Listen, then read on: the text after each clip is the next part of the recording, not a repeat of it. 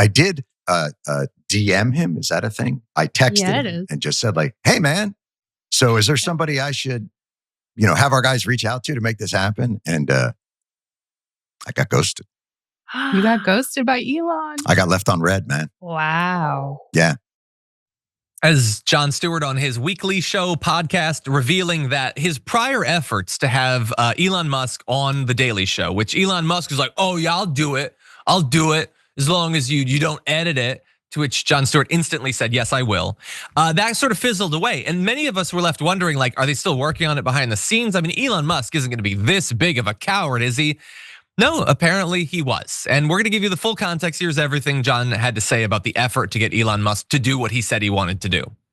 Hey, Jon, whatever happened to Elon coming on The Daily Show? Oh, he came on and it was great.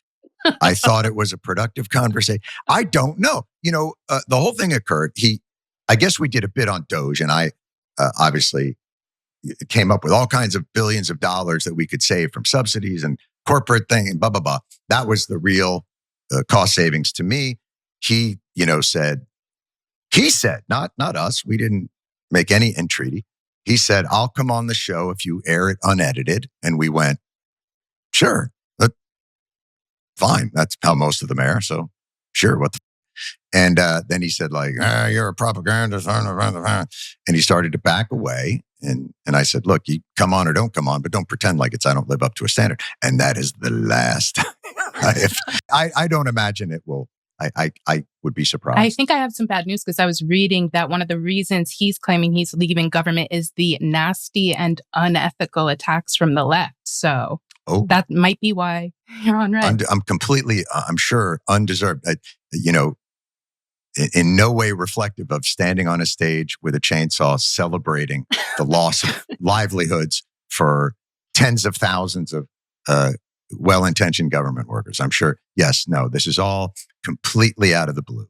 And surely. Listen, if there's one thing that this administration does better than anybody I've ever seen, it's play the victim.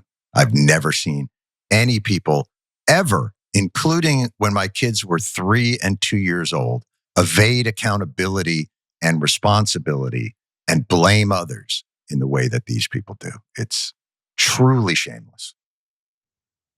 I think Elon Musk 100% has that in common with Donald Trump. It's a major weakness. They see it as a strength. I'll never see it that way. But Brett, what do you think? Elon doesn't give a about you.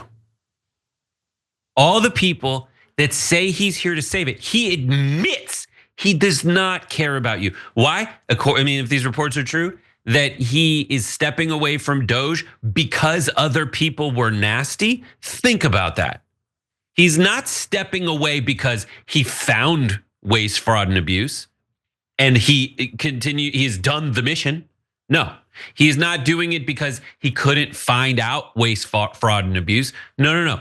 He's not there. He's not leaving because of that. He's leaving because people were nasty. That proves he was never there to accomplish that goal in the first place. I would say the goal is to get richer, to get government contracts, to just go show up and be well loved by a group of people who finally step forward and say, yes, I'll love you for being awful. He wanted to do that, but he's abandoning all of that because people were nasty. How dedicated were you to that proposition if people being nasty is enough for you to step away? It means you never cared. And worse, it means like this guy cannot handle adversity. Clearly. At all. So if these guys are like the emblems of the alpha I love, the home of the free and the brave, they can't handle a little bit of adversity from who? From whiny libs who you say are like boneless soy boys, soy boy amoebas. No, like this is the thing is like this proves, I hate to say it and I love to say it, but I think we were all right. We were right and you were wrong. I know it gives me great pleasure to do that. It gives me great frustration that you'll never admit it if you're on Elon's side. Yeah. But this dynamic proves that he never once cared about anything other than trying to get more money off it. And the reason he's running out of the room is because it hurt him financially. Yes. Now, I would say that this was all a financial gambit anyway, and it backfired because he's not a good businessman. He's a good financial guy, but that's akin to that's the equivalent of modern monetary theory for businesses, shuffling cash around. He's not the guy who's like, buy it for a nickel, sell it for a dime. He's leveraged everything against Tesla. His moves that he thought would make him richer beyond his wildest dreams have cost him half his fortune. And he's tucking tail and running away the same way that Donald Trump is tucking tail and running away from his tariff policy. Yeah. Period.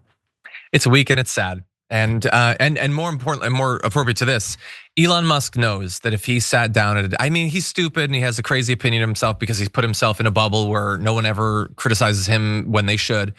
I think he knows deeply inside of himself that if he sat across the desk from Jon Stewart, he would end up looking like a goddamn moron. Yeah. He might literally break down crying and flee the stage. And so he's made one good choice in his life, which is to not put himself in that position. But you realize that everything that Trump and Elon have done are bluffs people called them on, and they got nothing after that.